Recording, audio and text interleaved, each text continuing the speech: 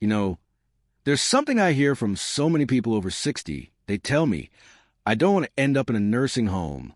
And who can blame them?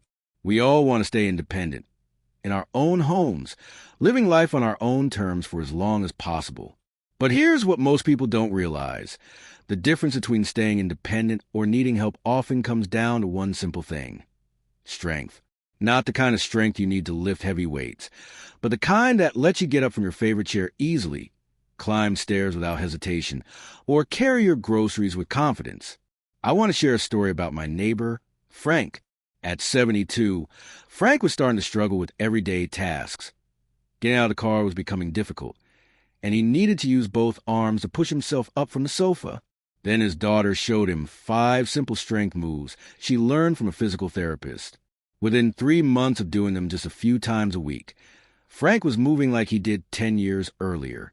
That's the power of targeted strength training after 60. Today, I'm going to share with you 5 essential strength moves that can help you maintain your independence and stay out of a nursing home. These aren't complicated exercises. You don't need special equipment or gym membership. Just a little bit of space and the willingness to invest in your future independence. Let's start with what I call the get up and go move, the seated to standing exercise. This is perhaps the most important movement for maintaining independence because it mimics what we do dozens of times every day. Here's how to do it right.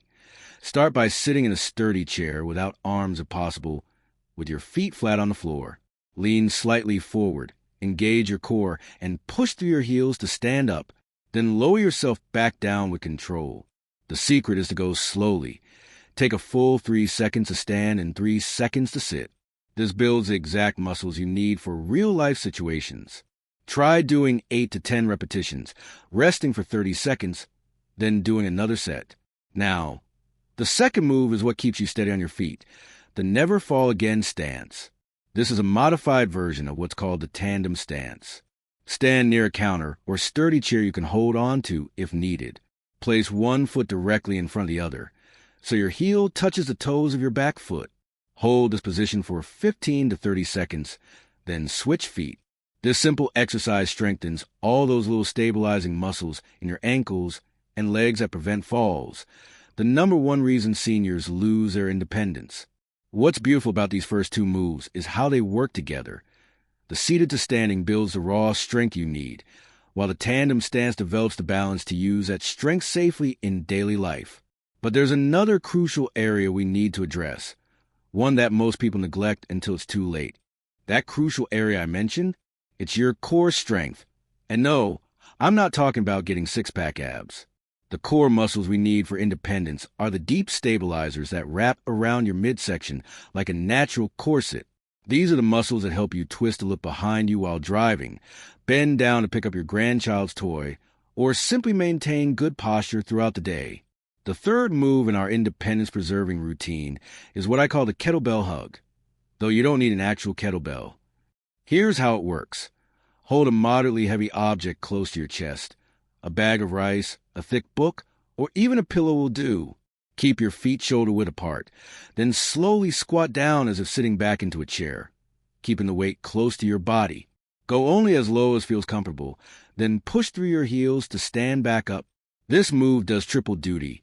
It strengthens your legs, engages your core, and builds the kind of functional strength you need for carrying groceries or laundry baskets. Now, let's talk about our fourth move, the reach for the stars exercise. This one addresses something most of us take for granted until we lose it: upper body strength for reaching overhead.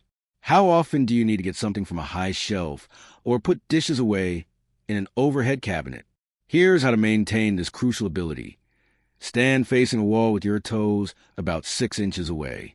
Slowly walk your hands up the wall as high as you comfortably can, then walk them back down.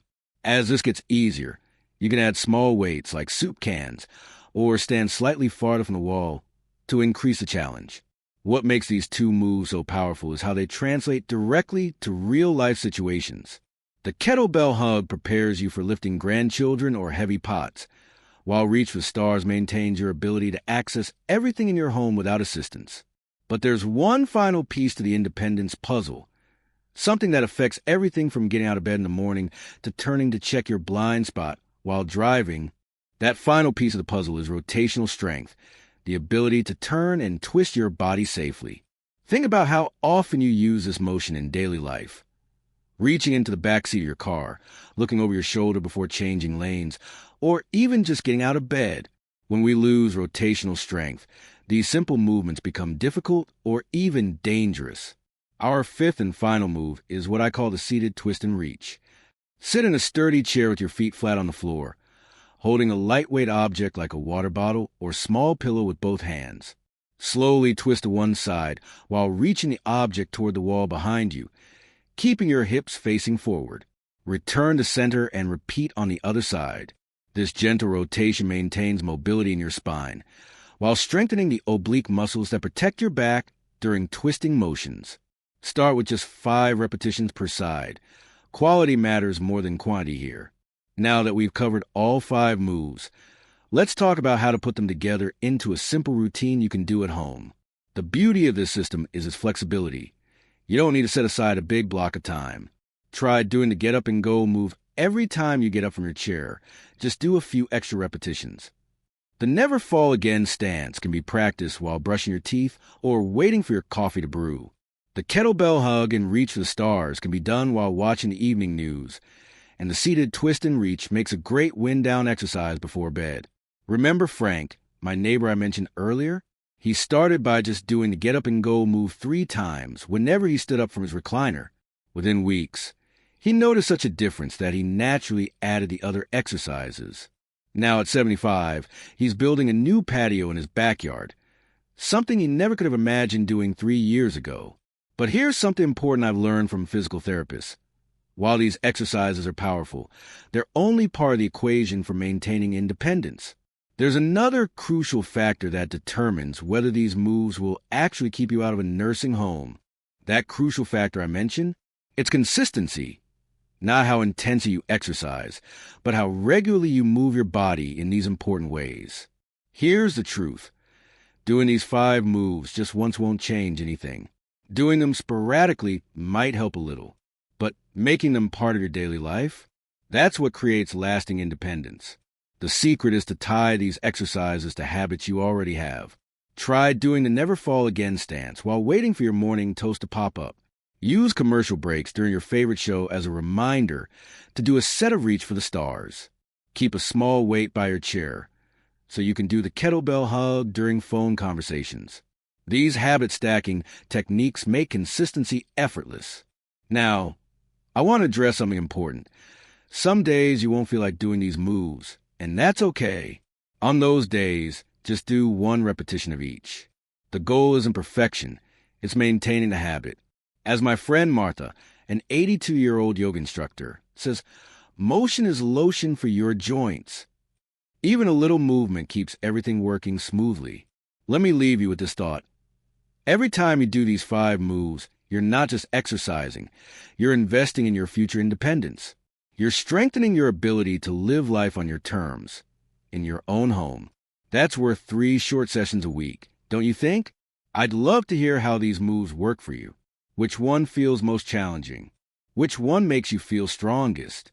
Share your experiences in the comments. Your story might inspire someone else to start their own independence journey. If you found this helpful, do me a favor. Hit that like button and share with a friend who values their independence as much as you do. Here's to staying strong, staying mobile, and staying right where you want to be, in the comfort of your own home for years to come. Thanks for watching, and remember, your strength is your independence.